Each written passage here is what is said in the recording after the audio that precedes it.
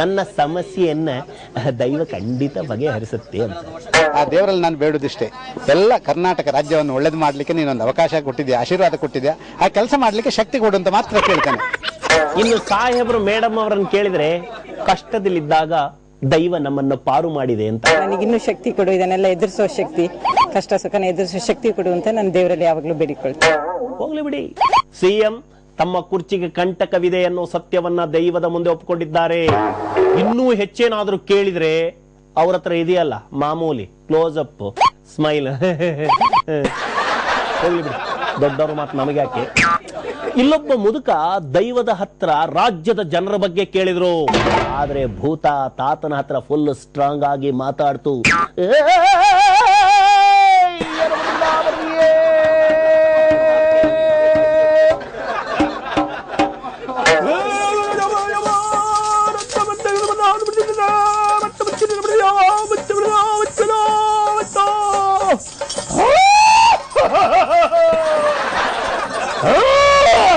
ಇವತ್ತು ನಾನು ಉಳಿಬೇಕು, ನನ್ ಕುರ್ಚಿ ಉಳಿಬೇಕು, ನಮ್ಮ ಫ್ಯಾಮಿಲಿ ಚೆನ್ನಾಗಿರ್ಬೇಕು ಅಂತ ಎಲ್ಲ ಕೇಳ್ತಾರೆ.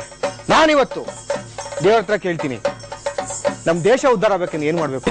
ದೇವ್ರೆ, ನಮ್ ದೇಶ ಉದ್ಧಾರ ಆಗ್ಬೇಕು, ಏನ್ ಮಾಡ್ಬೇಕು? ನಮ್ಮ ದೇಶ ಉದ್ಧಾರ ಆಗಬೇಕು ಅಂತ ನೀನು ಕೇಳ್ತಾ ಇದ್ದೀಯಾ? ನಿನ್ನ ದೇಶ ಉದ್ಧಾರ ಆಗಬೇಕಾದ್ರೆ ನೀನು ಉದ್ಧಾರ ಆಗಬೇಕು. ಹೇಗೆ ಹೇಗೆ? ನೀನು ನಿಮ್ಮ ಮನೆಯಲ್ಲಿ ನಿಮ್ಮ ತಂದೆ ತಾಯಿಗಳನ್ನು ಚೆನ್ನಾಗಿ ನೋಡ್ಕೊತಿದ್ಯಾ ಅನ್ನೋದನ್ನ ಫಸ್ಟ್ ಯೋಚನೆ ಮಾಡಬೇಕು. ನೀನು ಮದುವೆ ಆದ ಮೇಲೆ ನಿನ್ನ ಮಕ್ಕಳಿಗೆ ಸರಿಯಾದಂತ ಸಮಯಗಳನ್ನು ಕೊಡುವುದಿಲ್ಲ, ಬರೀ ದುಡ್ಡು ಮಾಡೋದ್ರಲ್ಲಿ ಇರ್ತೀರಾ ಮಕ್ಕಳ. ಅದನ್ನ ಚೆನ್ನಾಗಿ ತಿಳಿದುಕೋ. ನಿನ್ನ ಹೆಂಡತಿನ ಪ್ರೀತಿಯಿಂದ ನೋಡ್ಕೊಳ್ಳೋದಿಲ್ಲ, ಹೊಡಿತೀರಾ ಬಡಿತೀರಾ. ಎಂಥ ಜನಗಳು ನೀವು. ನೀವು ಸರಿಯಾದ್ರೆ ನಮ್ಮ ಈ ಕುಟುಂಬ ಸರಿಯಾಗ್ತದೆ. ಹೇಳೋ, ಪ್ರೀತಿಸ್ಬೇಕು. ಯಾರು ಪ್ರೀತಿಸ್ಬೇಕು? ನಾವು ಪ್ರೀತಿಸಬೇಕು. ನಿನ್ನನ್ನು ನೀನು ಮೊದಲು ಪ್ರೀತಿಸು, ಆಮೇಲೆ ನಿನ್ನ ಕುಟುಂಬದವರನ್ನ ಪ್ರೀತಿಸು, ಎಲ್ಲರನ್ನು ಪ್ರೀತಿಸು.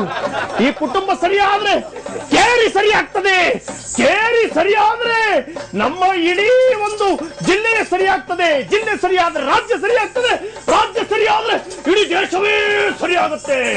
ನೀನು ಬರೀ ನೀವೊಬ್ಬರೇ ದುಡ್ಡು ಮಾಡೋದಲ್ಲೋ, ನಿನ್ನ ಜೊತೆ ಹಂಚಿ ತಿನ್ನಬೇಕು. ಈಗಿನ ಜನಗಳೆಲ್ಲ ಹೊಂಚಿ ತಿಂತಾರೆ, ನನಗೆ ಬೇರೆ ಲಂಚ ಕೊಡ್ತಾರೆ.